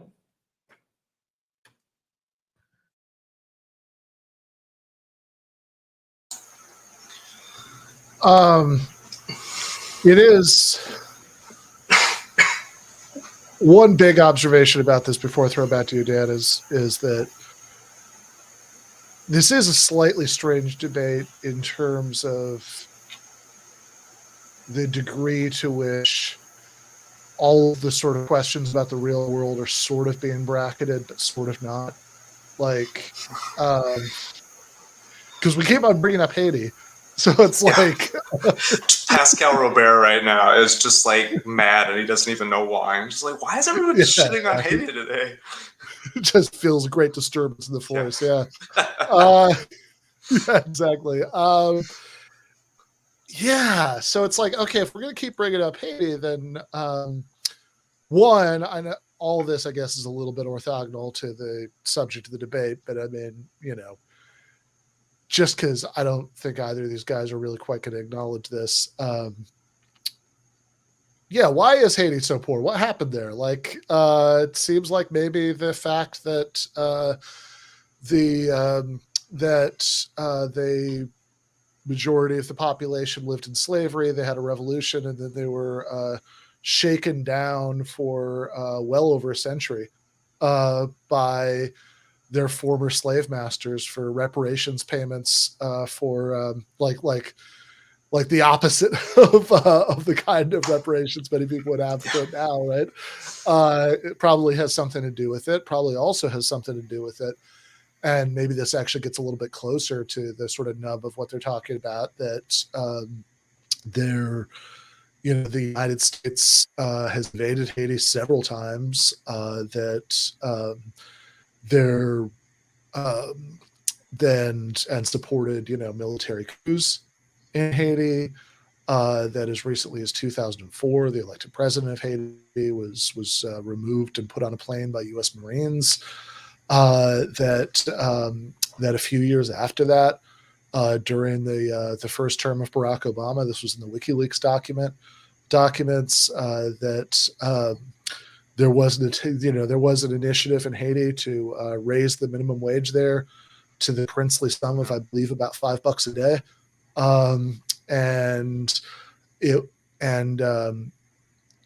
various corporations like Haynes and Levi Strauss that subcontract to Haitian sweatshops successfully lobbied Hillary Clinton's State Department to lobby the Haitian government against doing that, right? And which, by the way, it's amazing. There's I think PolitiFact or one of those has a fact check on that claim where they're like, well, partially true. And their explanation of the partially true is, well, other people were also pushing against it. So it's like, okay, that's not partially true. That's just true. But they were all shooting in the same direction, therefore not just the U.S.'s fault. It's like, okay, but they're still shitty. Like, it's like, and of course, like Haiti's just one example, right? Like sure, the entirety of Latin America is like a history of, Western intervention in some form or capacity over the last 200 years. And I'm going to quote Wellman here, is just like, I'm at risk of repeating myself, that it's like this arbitrary, like, idea that it's like the association of the citizens gets to decide who the we is, right? It's like, okay, but again, who is that we, and how was that determined in the first place, right? And like, to borrow from Michael Parenti in Democracy for a Few, right? It's like, even if you take the most lofty view of the U.S. Constitution, it was a document written by a bunch of wealthy landowners, sort of capitalist, pre-capitalist group that were setting out a series of rules to best protect their interests and make sure that those interests were going to be safe going forward. right? So it's like, even if they had very noble ideas, universal ideas of values and stuff, those values originate from some kind of material context. And so in the instance of immigration, it's like, these ideas that we have about who belongs and doesn't belong, it's not just a question of making the moral argument. It's like, that we did this, therefore they should be able to come. It's so much more than that. It's saying, okay, what right do we have to box in we in a very specific fashion, as opposed to the individual standing outside of the group, right? And refugees are where this idea of citizenship break down, because the minute that someone becomes stateless, who do they have to claim a right of protection to? Like, who do they get that right from? Right. And Hannah Arendt sort of wrote about this in her time in the 40s, post World War II, that it's like, there's no right there. It's like, the right becomes meaningless at the exact moment that you need it the most, which is like to save you from your, displacement and your life being destroyed, possibly. It's completely absent, right? There's no one for, even if you want to use the most recent example of Ukraine, right? There's nobody for those folks to immediately turn to if the government can't protect them, or Afghans, right? That it's like, they're refugees, and by definition, they've lost belonging in any framework of political protection. So their lives essentially could be forfeit without any consequence. Yeah. No, I think that's absolutely right. I mean, I guess I would just also say, like, part of the reason I think it's worth harping on the Haiti example, which, as you say, is definitely not unique, but it's a particularly extreme and vivid example. So, I mean, in a weird way, I'm glad they're using it. Even if they're using it in a very strange way, but, like, okay, the problem with Wellman's position, and I mean, he's definitely the lesser evil in this debate, but the problem with even his position is that his solution for, like, what to do about the like material conditions in which the majority of Haitians live is just like, well, the ones who can get out, right? They can go somewhere else, which is not really much of a solution. I mean, this is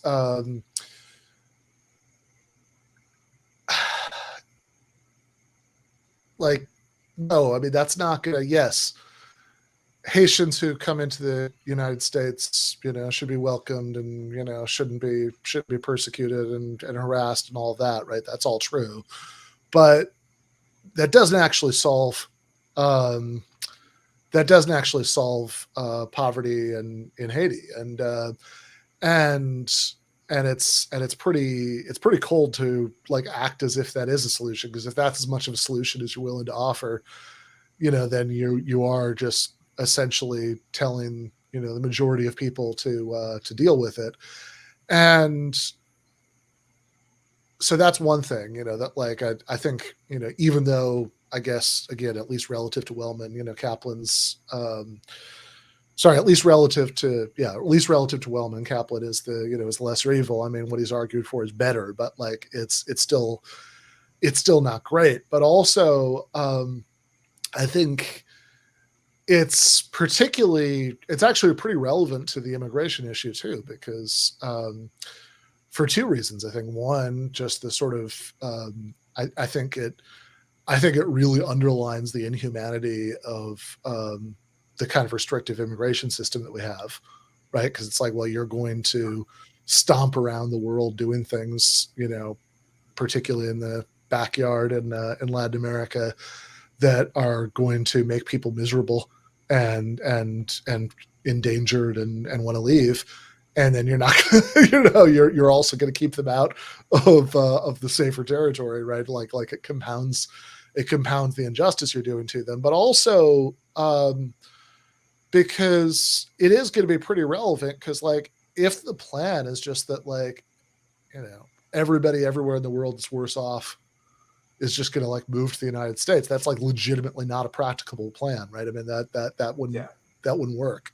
So, but this is also like the so I mean it just seems like any reasonable thing you say about this has to have the two components. One is like, yeah, to the extent that people do make it to the United States, how are you going to treat them? Are you going to make their lives miserable and hellish by forcing them underground and all of that stuff? But then the other one is, look, ultimately mass migration is some like if you had a relatively economically equal global order, then yeah, people would move around, right, for personal reasons.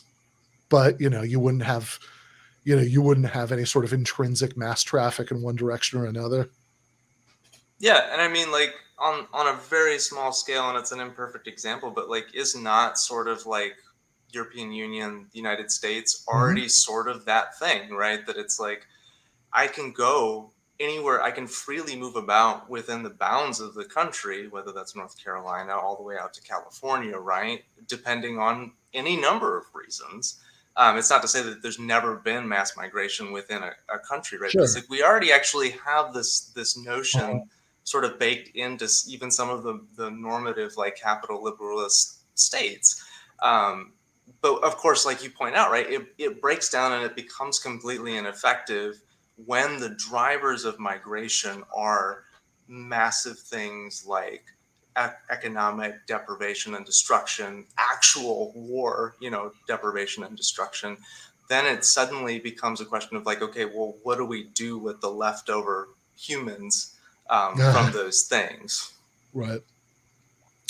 Yeah, I mean, look, if there were any parts of the United States that were as badly off as Haiti is, then there would obviously be mass migration from those parts of the United States to other parts of the United States. But because the gap between the best and worst off parts of the United States is nothing like that, then there's not, even though we have internally open borders throughout this giant area that's all of the United States. And, I agree. I mean, the European Union is, among other things, the European Union is a lot of things, and some of them are good and some of them are bad, but like they have, one thing it is it's an experiment with relatively open borders among like a pretty massive area. And I think a pretty important experiment too, because, it's empirically tests a lot of claims that, the right will make about, social services and stuff like that. And, obviously this is all incredibly controversial, and there are parties in, all of these countries, basically they'll make those arguments, but also, seems like the, also it does, the fact that the EU has existed for a while, and there are member states within it that have vastly more lavish social spending than Bernie Sanders dreams of on his his most his most pleasant dreams, that like seems to show that you don't actually have to pick, which is important, but yeah, I mean it just seems like one of the things that's sort of missing from this is like the whole debate is like, okay, we could argue about what to do sort of right this second, when like you're sort of managing the bad consequences of a bunch of really bad things about the way the entire global economic system is set up. But ultimately, what would you do if you could? And it seems like Wellman's answer is, I don't know. I mean, I guess you can invade the illegitimate states or set up no-fly zones in them, but otherwise, maybe you give some money to global aid organizations, but basically you just keep people out forever. And Caplan's answer is we'll just that like just as many people as possible we'll just make it to the U.S. and then everybody else, I guess, will just deal. And it just seems like the sort of basics of like a reasonable, humane answer here would be, well, you have to economically equalize the conditions of different parts of the world in the long term, so that like people will only move around for like the sort of reasons that people standardly move around within countries or whatever, right? That they which would not actually lead to to any of these dilemmas. And and I think that's just sort of off the table, because it's a debate between it's a debate between libertarians. So right, the market is not up for the legitimacy of the market system and how it moves people around is not up for debate here. So I guess it's unsurprising that that's completely cut out of this conversation. Yeah. Ashley in the chat says, who does have a theory of legitimate state formation? Yeah, I mean, look, I don't think you have to be an absolutist about this one way or the other. I mean, I have no idea what Wellman means by legitimate state, but like, I don't think you have to think that states are, legitimate in some absolute way to think that like some of the things that some of them do are good and they should do more of them, right? That like you can just say, and you also, I don't think, have to have such a theory just to not be an anarchist. I mean, you could just say like, yeah, I mean, given the options, right? I'd rather have a medium illegitimate state that we can work on, than nothing. But like, the particular role that it's playing in his theory is like a little bit mysterious to me. I mean, it just sort of seems like a get out of the jail free card to like bracket all of the problems with saying that states have these rights. Yeah, it sort of absolves him, because he said multiple times at this point, oh, well, I'm agnostic about whatever however you want to apply your theory of redistributive justice, right? I'm just saying that where there is legitimacy, there's self-autonomy, and therefore you have to limit that redistribution in certain ways. And it's like, okay, but what constitutes, and so then you're back where you started again. Yeah, that's a really like important question, because I mean, that sounds suspiciously almost circular. Like if a state is legitimate, that it's legitimate for it to do what it wants, right? It's like, okay, like that's not very informative, right? I mean, yeah, like, that doesn't help us at all. It's turtles all the way down. It's just state all the way down. Yeah, exactly. All right, let's watch this first opening to closing statement.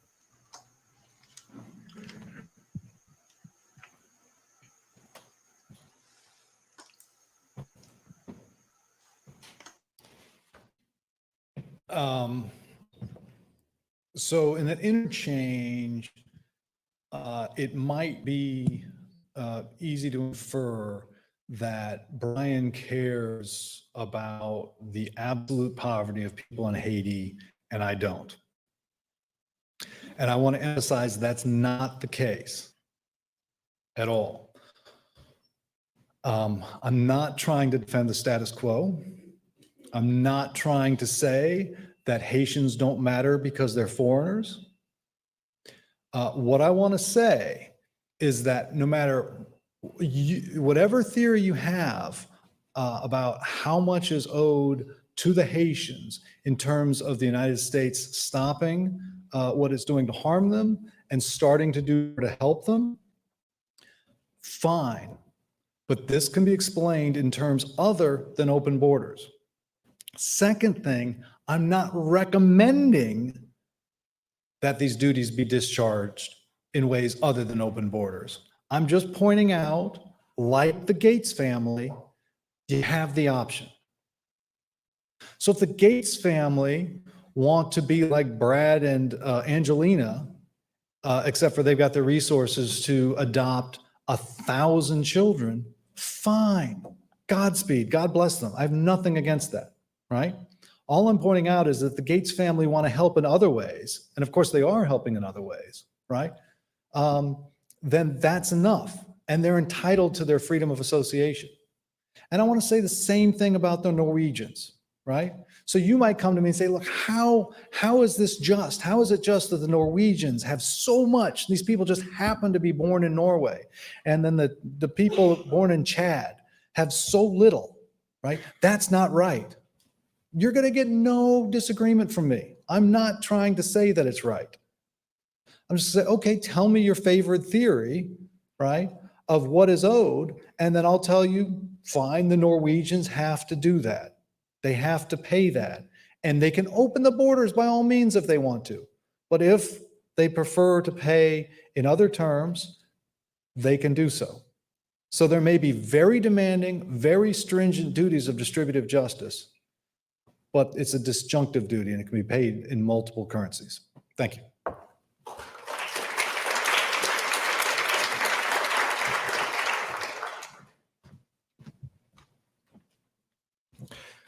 Yeah, so Professor Wellman is a unique individual to debate because everyone else that I know who has the view of government that he has favors something like open borders. Let me just again to re-quote this passage from him.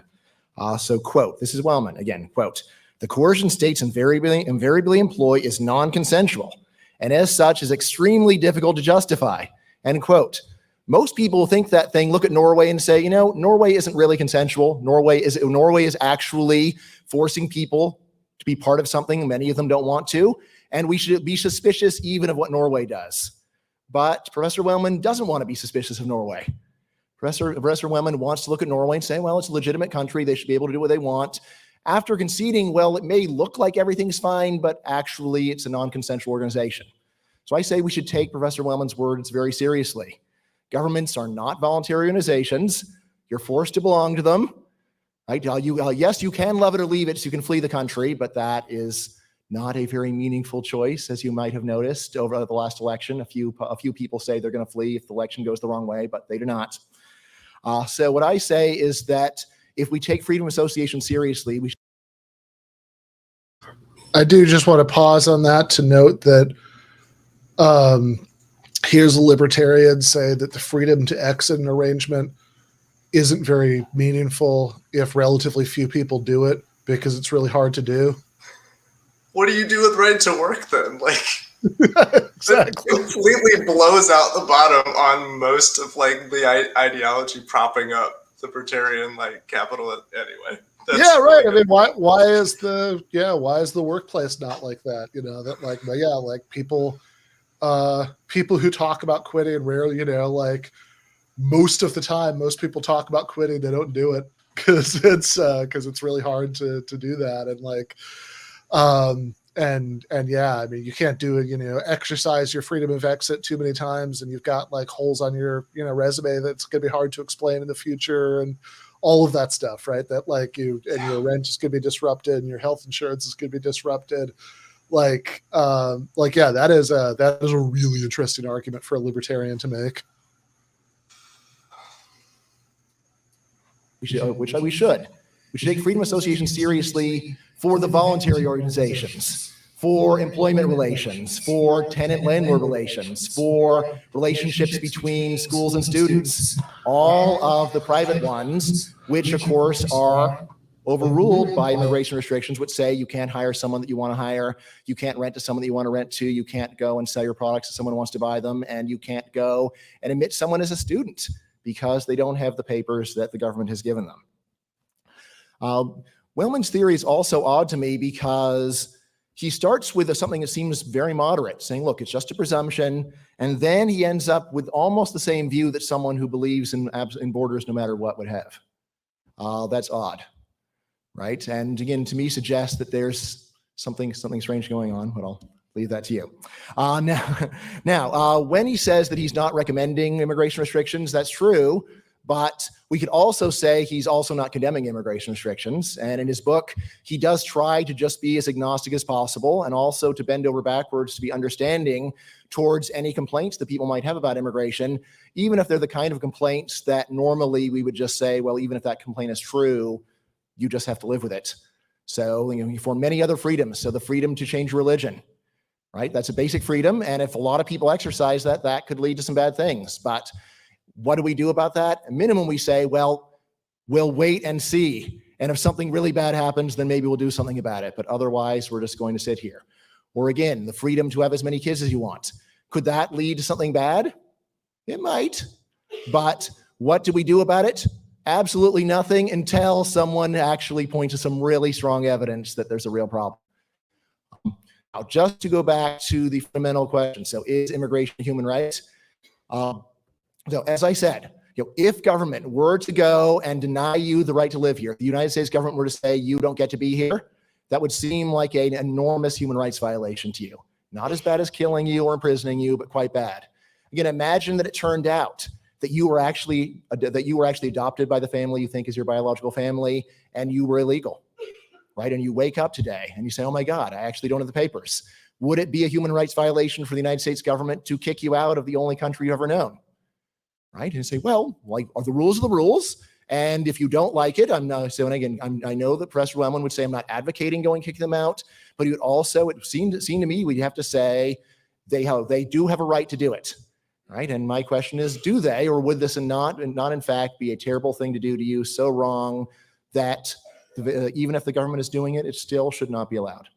Thank you.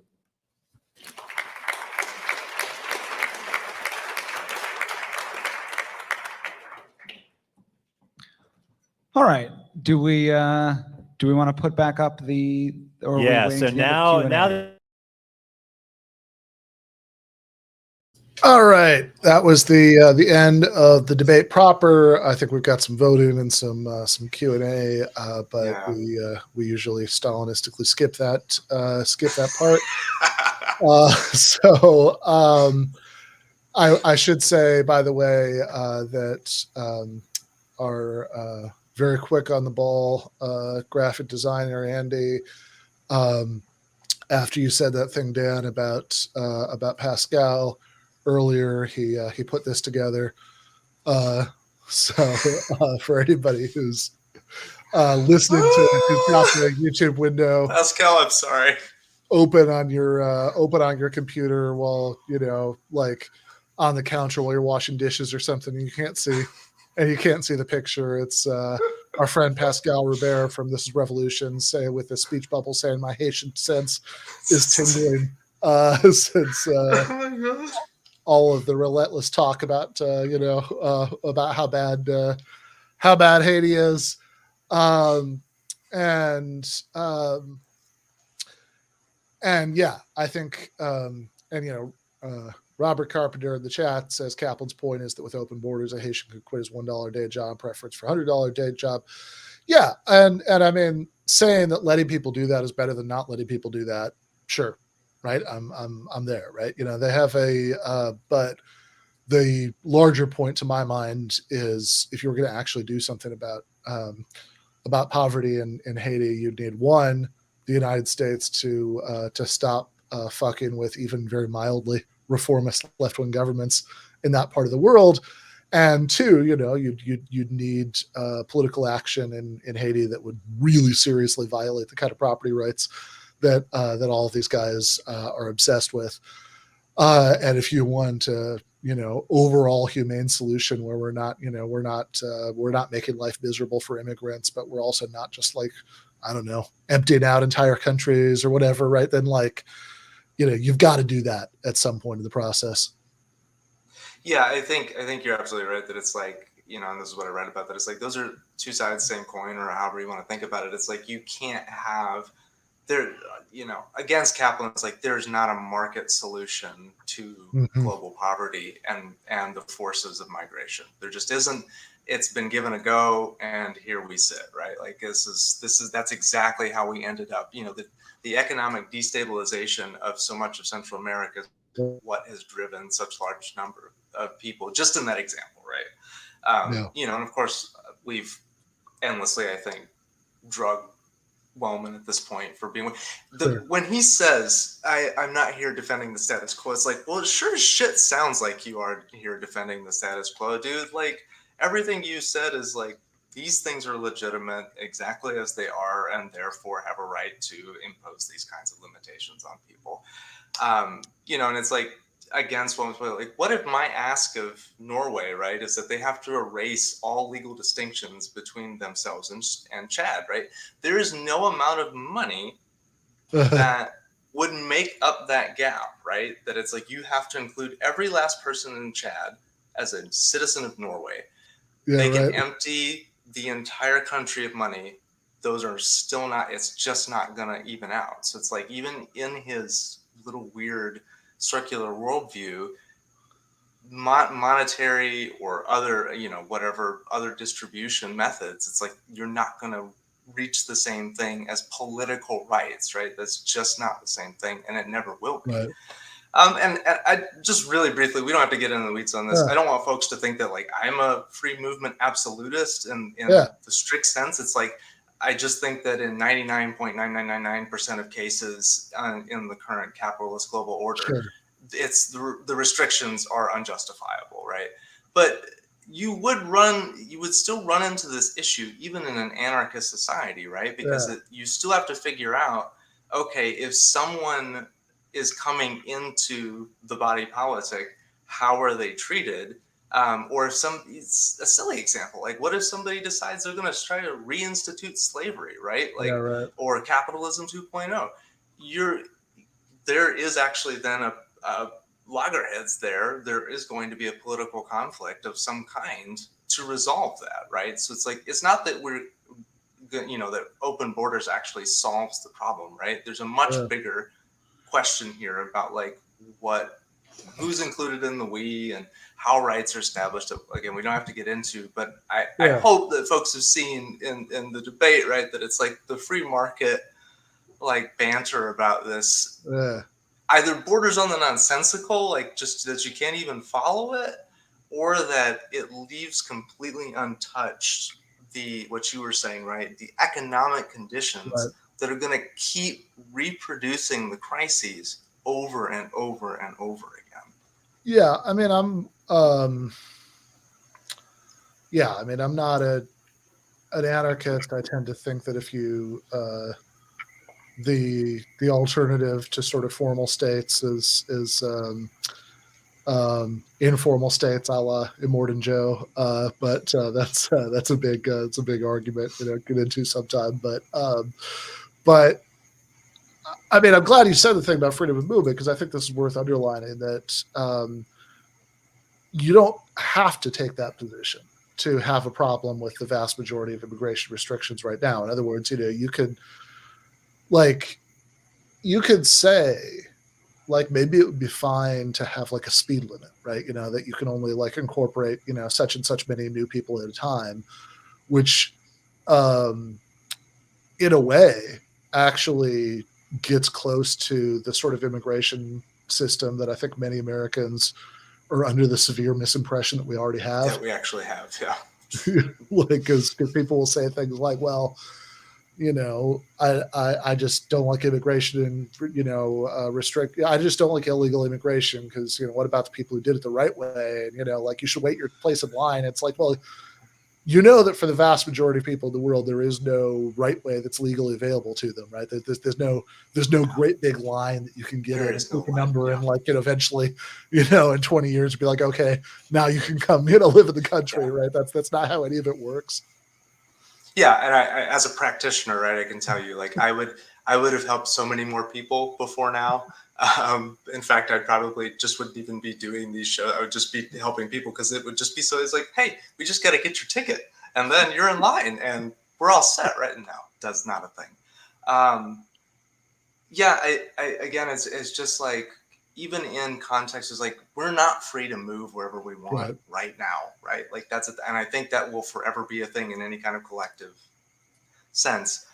But that is very distinguishable from saying this person is completely or almost completely outside of political protections, to the point that a border patrol agent, say, can shoot a kid on the other side of the border and not face criminal or civil penalty because that relationship is there, that legal distinction is there. Yeah, right. I mean, I was actually thinking about that a few weeks ago. I mean, you obviously were joking about Pascal, but a few weeks ago, I went to visit his co-host Jason in Rosarito on the right on the other side of that border, which is crazy because, like, the process for driving into Mexico is like easier than like just my commuting to work on a day where Atlanta traffic is particularly bad, right? It's just the easiest, yeah. Oh, you went in? Yeah, whatever. Yeah.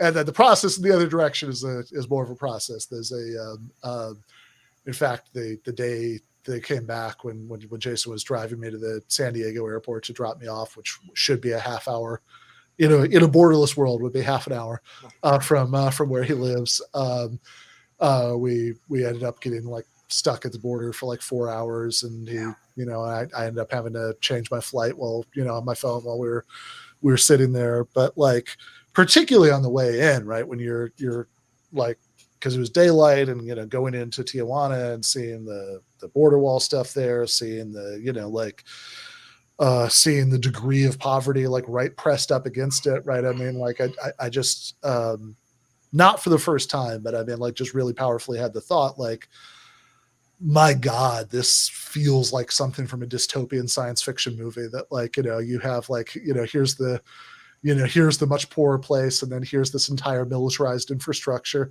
set up to stop Keep them people in the there. poorer place from making it into the less poor one.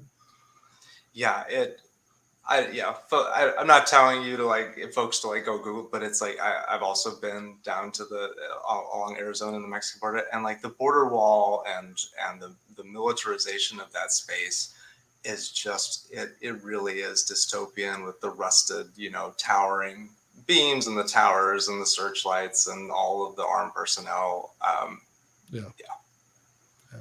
But necessary if you're going to keep people out, right? Like it's not a coincidence that spending on border militarization and security continues to go up. Same thing for ICE, right? Year in and year out, because as people are globally displaced and are seeking to move elsewhere, you've got to have a way, if you're going to keep people out, to actually do it. Yeah, I mean, it's the international equivalent of why severely economically unequal societies have to spend a shitload on prisons and police to sort of maintain those property relations. That if you're going to say, here's the more desirable place where you can get paid more and be safer, and you are not allowed over here, right? Then it's going to be hard to get voluntary buy-in on that. And yeah, I mean, Wellman does seem to be, certainly does seem to be sort of defending the status quo. He's doing something, I think, he's doing a version for immigration, even though he's the one taking the less libertarian position on immigration, like he's doing a version for immigration of something I think libertarians do a lot in general, which is, I remember reading something, credit where credit's due, by Kevin Carson, who's a anarchist writer who definitely likes markets more than I do, but but I think he's a very insightful writer, and he points out, like, he's like, look, a lot of libertarian writers like seem to lose track, even within like a sentence or paragraph, of whether what they're defending is some abstraction of what like a good version of capitalism would be, right? What like a truly free market would be, or whether what they're defending is actual capitalism as it actually exists, right? They just sort of switch back and forth and like offer these defenses of the hypothetical markets that work just the right way and came about in just the right way, and then make these conclusions that are like about actual markets in the real world. And it seems like it's sort of a version of that. That's like, well, okay, I mean, that's nice, I mean, I appreciate the fan fiction about legitimate states, but I mean, like, what would, like, what do you think should, are you actually defending immigration restriction and in the Vale of Tears that we live in right now, which is presumably all illegitimate, or I would think presumably a hardcore libertarian would say all illegitimate states, although Norway is legitimate for some reason. I have no idea. Just maybe mom's from there for him. I don't know. Yeah, I really don't. I don't follow him. I will note, just for folks, before we wrap up this, if you finish out the debate, he actually wins. Like, more folks move from Caplan's side over to him. And I can't, other than just that, like, Caplan seems like a very smug kind of asshole-ish character, I can't figure out why. Yeah, I mean, if it's just a personality contest, like I would, spending time with Wellman seems like it wouldn't be as bad as spending time with Caplan. But like, in terms of the quality of arguments, that's a totally mysterious result. I always wonder about, like, there are I've never been crazy about that Oxford style debate thing where people vote, because like one for a lot of these topics, I'm very skeptical when like one of the options is you get to say you're all like undecided. It's like, well, how many people are really coming into this with like no thoughts about that, right? Like, what does undecided actually mean, right? I want to break, you know, I They're want to independent, yeah. yeah, exactly. Like, I want to interrogate some of these people. It's like, no, you don't have any kind of leaning here, right? But then the other thing is it just seems like, I don't know, that whole system seems like a real misunderstanding of how political persuasion typically works. Nobody really, I mean, I guess maybe sometimes, but I mean, like typically when people are persuaded by arguments, of course they are. You know, like I know there are people who like deny that, but I think they're being silly, right? I mean, like everybody, in fact, I think anybody who spends a lot of time thinking about politics has at some point in their life, probably a bunch of points in their life, right, been persuaded by arguments for a position they didn't previously hold. But it's not instantaneous, right? That's not how persuasion works. That like you just hear an argument and the next second, right? You know, you see its wisdom. I mean, like typically when you hear an argument for a position that you don't like, if anything, like, you know, I mean, certainly my experience, you know, is usually if I hear a good argument for a position that I don't like, my initial reaction will be like irritation. That like, it's like, well, fuck you then. I'm out. Like, yeah, exactly. No, so you're just being ridiculous, right? Then you like, it takes some time for it to like work on you, and probably in combination with a bunch of other stuff you're exposed to, like, you know, you start to come around, and like oftentimes you can reconstruct some of what influenced you. I mean, anybody who does this regularly will get people being like, oh, you know, I'm a socialist because of you, or I'm this or that because of you, right? But like, you know, and I always appreciate it, but it's also like, no, it was like because of like 20 things, right? Like that's how persuasion works. It's like 20 things, and it took a while. That like it's not like, well, all right, we just finished the closing statement, let's vote again, right? You know, right? And it's like, all right, everybody's got their mind made up. You, yeah. All right, great. Yeah, no. And to jump way back, like, you know, most Americans support some level. Like, right. I think the statistic is something like 70% of Americans support at least that, like what we're currently at in terms of immigration is sort of the bare minimum, and most would like to see it higher, like improved. But even for the hardcore, like 30% who are just like, nah, you know, it's like, I think that's just the work that we're just going to have to keep putting in to push the bounds of the issue as far as we possibly can in our time. I don't think I'm going to live to see a completely borderless, capitalist, free, you know, world. But nevertheless, like pragmatically speaking, I think that there are immediate things, like even right now, the Afghan Adjustment Act, right, would do so much materially for so many people, which is another thing I think that like both kind of brushed at but didn't actually really engage with, is that like the material circumstances that are attendant to immigration, it's not just a question of, oh, can you move over there or not, but it's like, do you get to live or not based on whether or not you get to move. Yeah, I mean, I suspect that to get to a world with no immigration restrictions, or even just only the kind that we both said earlier would be fine, right? You know, then like I think that you're going to have to change a lot of other things to like I don't think you're going to get that a la carte, right? I mean, like I think that like right now you have a majority you have a majority coalition for like a more reasonable and humane immigration system we've got right now. But I mean, I think I suspect anybody can come in, no restrictions, whatever, right? I mean, would be pretty unpopular. And part of the reason for that is that, you know, people would have, you know, concerns about, you know, wages and other things. People would have concerns about sort of mass movements, because of course they know that, you know, that people in lots of parts of the world are completely desperate, right? So you have the basis for mass movement. So I think you can certainly get to a better set of immigration laws than you have now in the short term. But I think that like long term, for like having at least the degree of freedom of movement we both support, I think you might just have to create a much more economically equal society, both domestically and globally, in order to make that happen. Exactly. So Viva la revolución, I guess. Like, on we go. Fair enough. Well, speaking of revolution, and the aforementioned Jason Miles of This Is Revolution, I just want to briefly recommend that people check this out if they have not yet. Jason was on the Young Turks yesterday with Annika Asparian. First time he's been on there. I listened. I didn't watch it. I listened to it because I was in my car on that long slog through Atlanta traffic this afternoon, and it was a really good conversation. It was a really deep conversation about the unhoused, and there was some stuff about crime in there, and it was really good, thoughtful stuff. I would recommend that people check it out. Speaking of both of those people on the screen being shared there, Jason and Anna,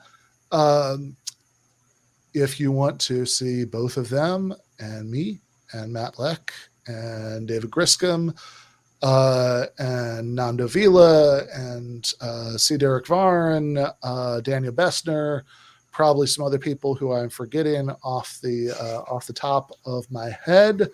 We are going to be doing a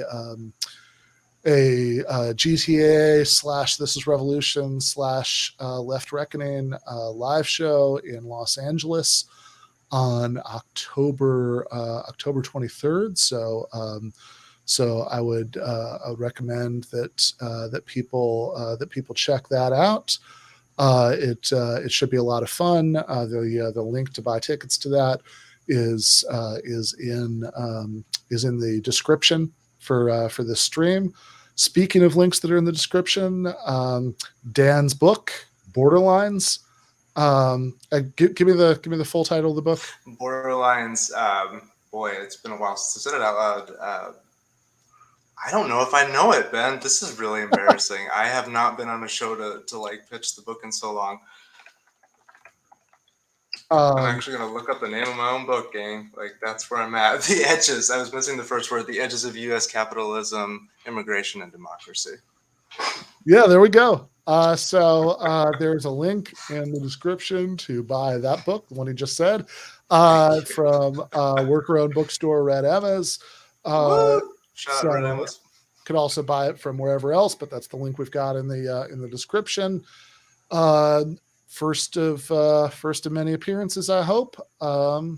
Yeah, peace. All right, thanks, Ben. Peace.